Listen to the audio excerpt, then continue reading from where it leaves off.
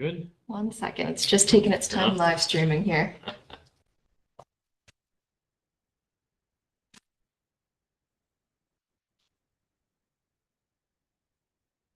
There we go. Go ahead. All right. I'll call this meeting to order. Welcome to the Planning Advisory Committee meeting for October 8th, 2024.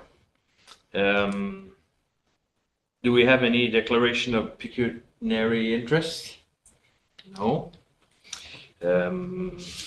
Adoption of the agenda. It is moved by Rock St. Louis and seconded by Roland Larrabee. Be it resolved that the agenda for the Planning Advisory Committee meeting held on October 8th, 2024 be adopted as presented. Everybody's got one? Oh, go ahead. I just would like to say that Ann Tessier should be removed from members absent, as she wasn't a member of the committee for the last meeting. Thank you. Thank you.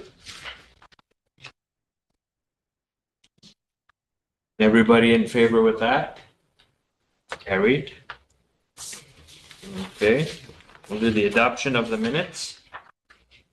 It is moved by Kathleen Marchand and seconded by Rock St. Louis. Be it resolved that the minutes of the meeting held on September 10th, 2024 be adopted as presented. Sorry, that was backwards.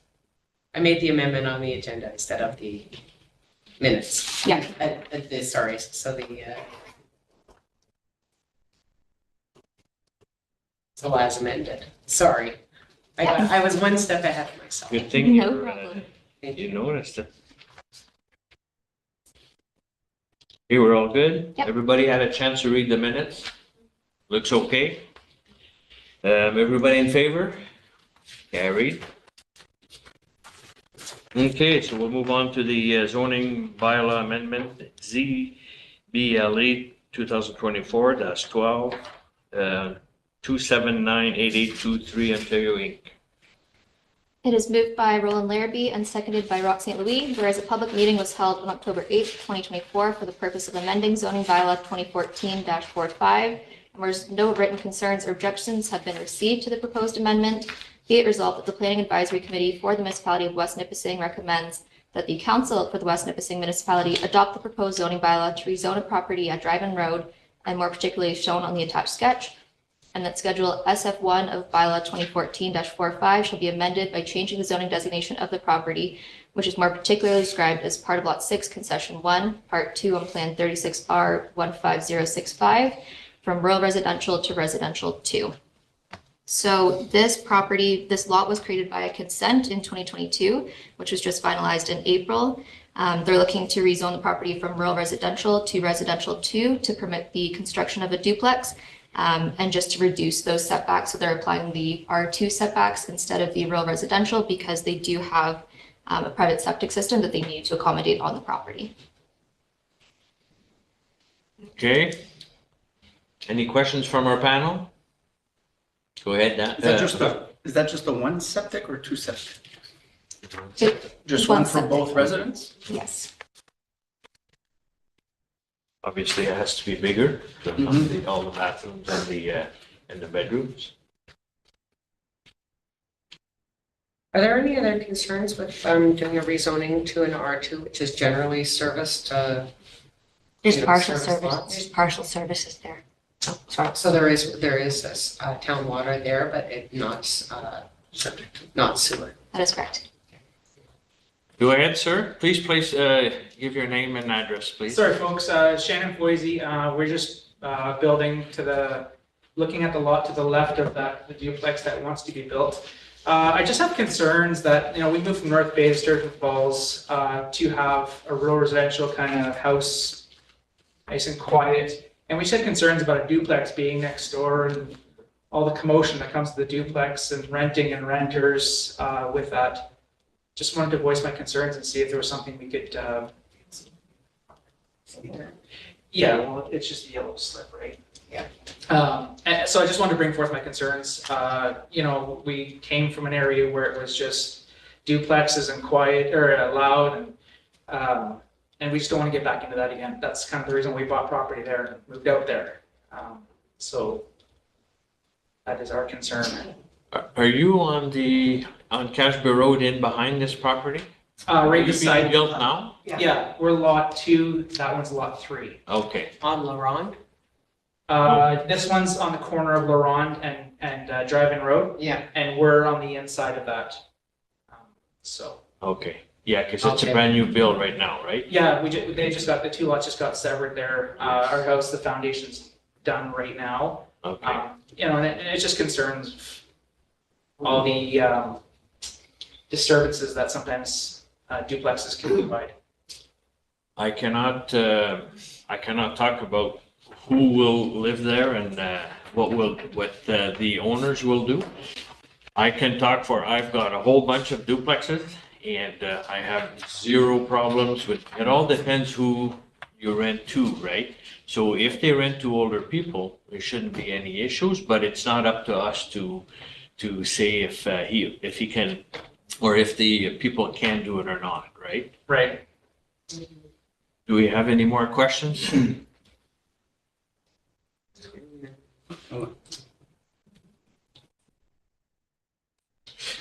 Do we know if the owner will occupy this duplex or is it strictly rental? I'm not aware of that. Don? I can't hear you. A minute, I'm getting off of mute. It's strictly rental. Okay. They live across the street. Oh, okay. Go ahead. Through you, Mr. Chair, if I may, that who will be occupying it and the rental versus owner occupied is outside of the scope of the proposal.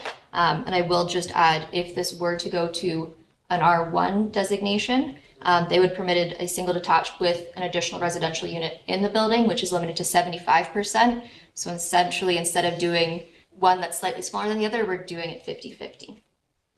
So you could end up having two regardless. Okay. And then the other question, I guess, so just for my understanding, the R2, is that commercial zoning? Is that No. No, it is Strictly just a maximum of 2 units. on the residence zone. Yeah. Okay, well, I guess there's not much to say on the matter anymore for us, but, all right, thank you. Keep an eye on your neighbor. Yeah. Don, I'm sorry, Paul? Yeah. You're almost The only going thing I to was say going- something? Well, the only thing I was going to add was that it is R1 zoning on the other 3 sides of the property. So this is a little piece that extends up into the R1 zoning. So everything to the east of it, everything to the west, everything to the north is an R1 zone category, if I understand correctly. Okay. Yeah, just from the Google Maps, the easterly, it's all very small, like town lots. Like the development's coming in quite up close there. Okay, and so the other, I'm sorry, Mr. Go Chairman. ahead. Another question. So one of the reasons is the setback. So the setbacks on rural residential are greater.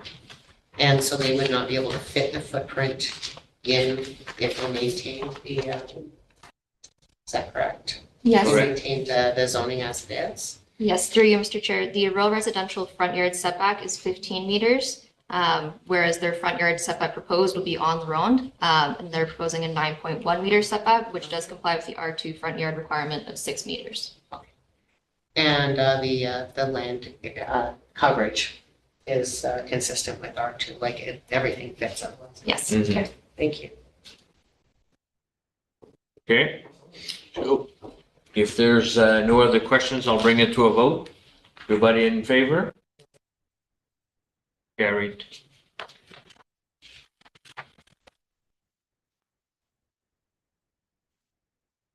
Okay, we're done.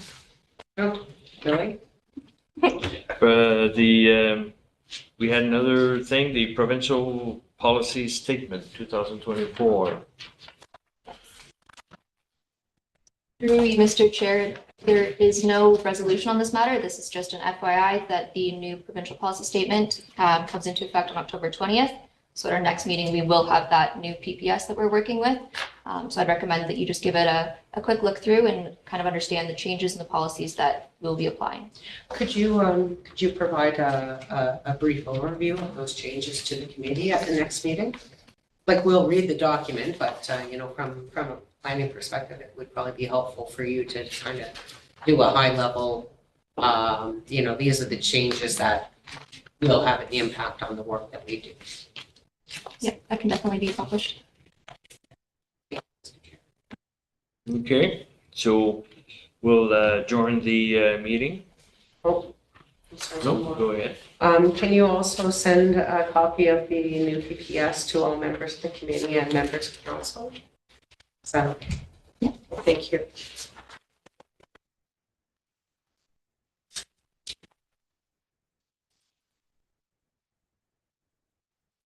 Did you had Sure. said, I'm sorry. Sorry, if we could do the The adjournment, unless adjournment? there's any other questions or comments on the PPS. I had a question to you, Kathleen. You had sent an email regarding, you wanted to talk about the, at the next meeting. Yeah, no, we're gonna cover that when we do our official plan. So and you're all waiting that for kind of that? stuff. Okay. All right. So let's do the adjournment. It is moved by Roland Larrabee and seconded by Kathleen Rochon. Be it resolved that the meeting of the West Nipissing Planning Advisory Committee held on October 8th, 2024 be adjourned. Everybody, I'm sorry, in favor? Carried. Thanks, Dan, And thanks, we're- Don. And we're adjourning to 6:30. 6:30. November. Oh, next Bye, meeting. everyone. Take care, Dan. November 12th. November 12th.